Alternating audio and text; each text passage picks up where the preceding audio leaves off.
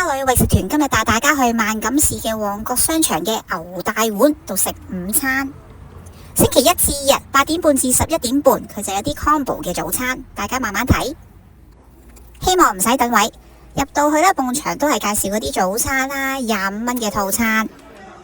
環境都算大，都光猛嘅，我就好彩揀到個卡位坐。一齊睇下個 menu， 佢啲麵呢係有得揀 size 嘅，有細同大啦，跟住可以揀麵身嘅，有得揀幼身啊、粗啊同埋片嘅。佢有呢個上海生煎包啊、鍋貼啊、炸雞翼啊、串燒啊、嘢飲。佢有呢個腸粉啦、煲仔飯啊，又有小食啊，跟住啲湯米粉。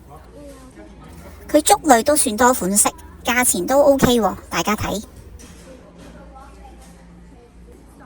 佢而家做緊呢個25蚊優惠，就係揀一個麵啦、一個飯同一個小食，11點至8點半嘅，都唔錯喎。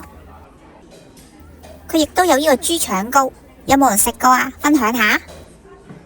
嗌咗個豬潤粥，一嚟到啲豬潤呢，多到嚇親我啊！你睇下多到有幾多片呢？我都唔識講啊。試下數俾大家睇啊，起碼有1片、2片、3、4、5、6、7、8、9、10，我都唔知啊。我覺得起碼有10片嘅。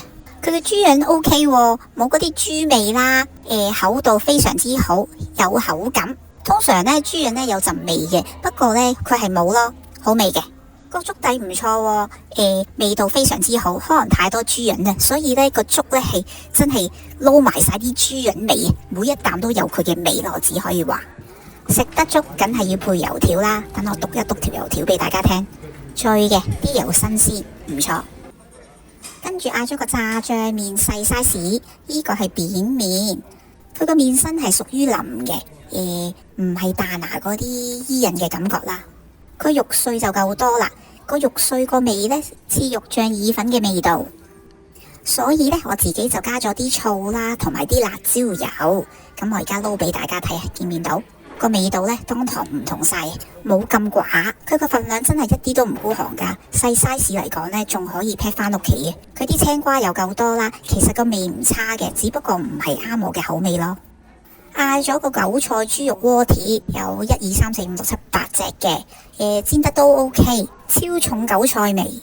嗌咗個街邊腸粉，醬料呢，阿媽我呢就中意嘅，不過阿女呢就麻鬼煩，梗係撈埋晒先有嗰個風味嘅啦。佢個豉油唔差嘅，帶少少甜。